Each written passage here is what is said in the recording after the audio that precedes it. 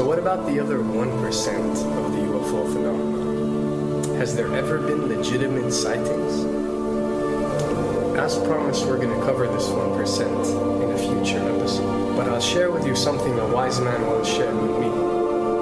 Before we should start focusing on dealing with problems outside our world, we should first focus on solving the problems within our world.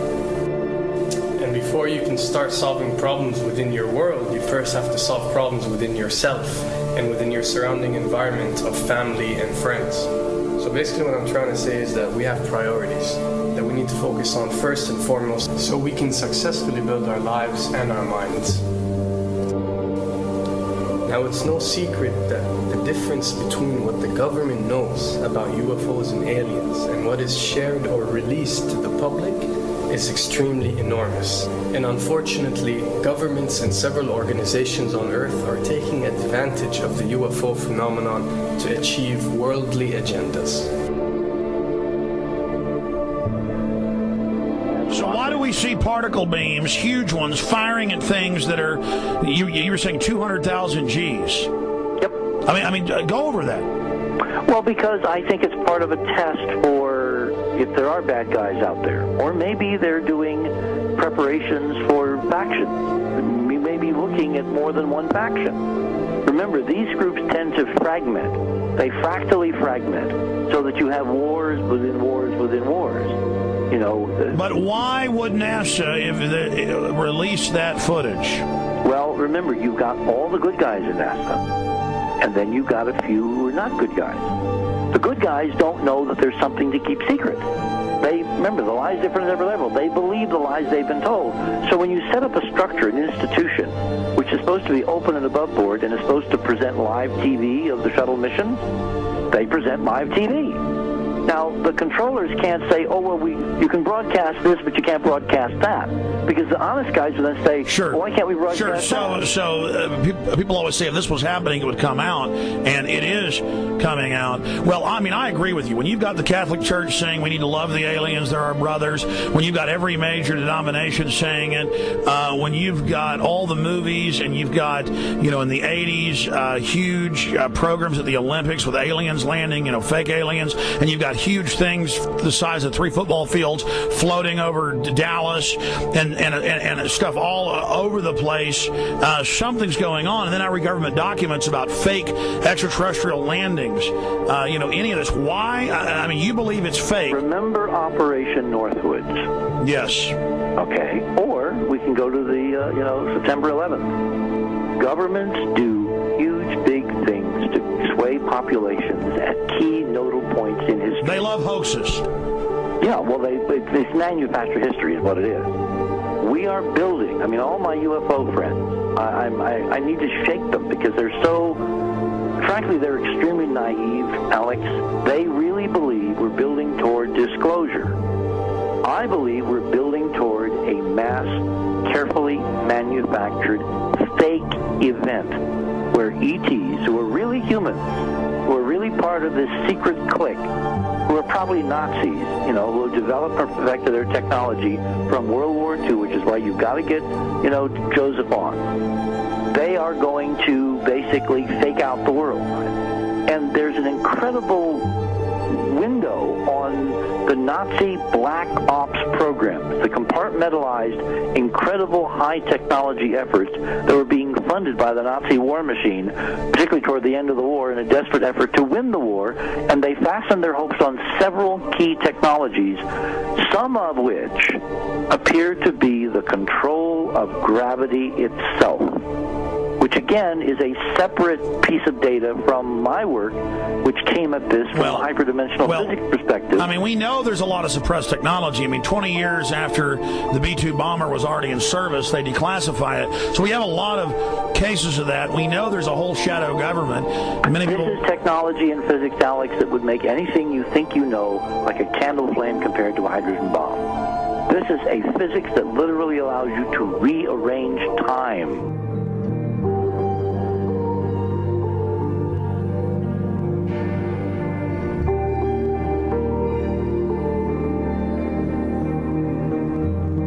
experiment. But I mean, imagine you've got all these compartments in these pyramids within pyramids of compartmentalization. That's why that's the New World Order symbol.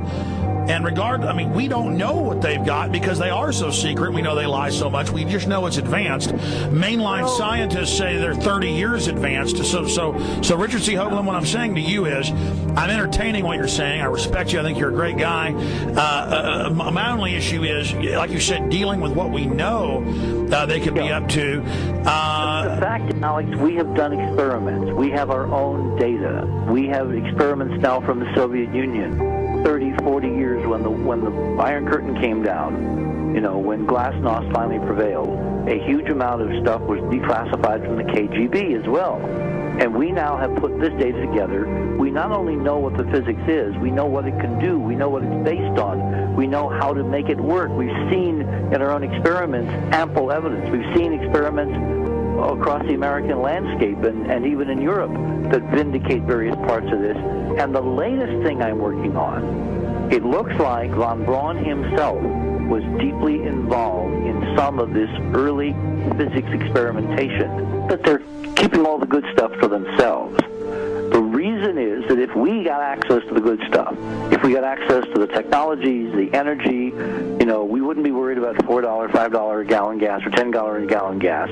We would live like people are supposed to live, all 6 billion of us who could live lightly on the earth, Alex, with this technology. And live longer.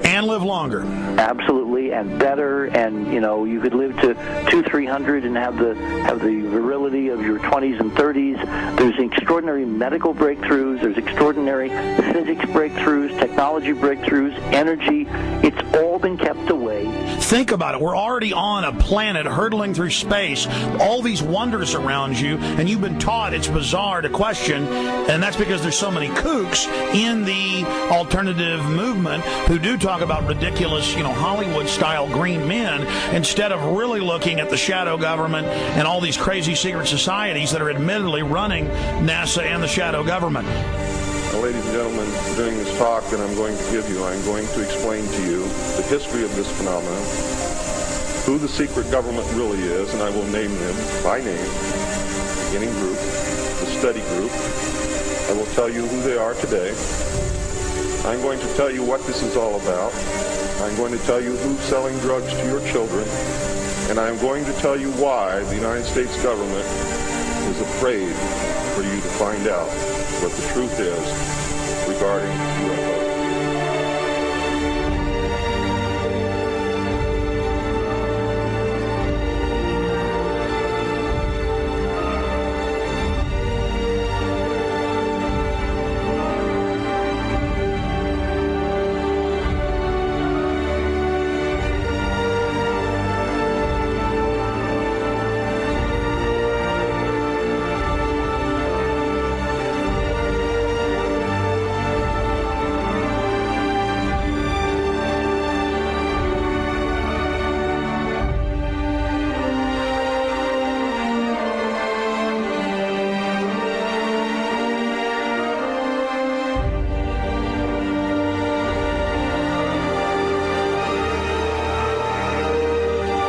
And it turns out that even though she remembered that she'd been part of the team to debrief the astronauts, she couldn't remember a thing that they said. She couldn't remember why she no longer was working with NASA. She couldn't remember. In other words, her memory lapses were enormous, and I don't think they were feigned, because we now found the same pattern in all the flight crews. Because the awful truth, Alex, is they have been brainwashed. They have been mind controlled. They have had a technology, a very sophisticated technology, which took away the real missions that they experienced.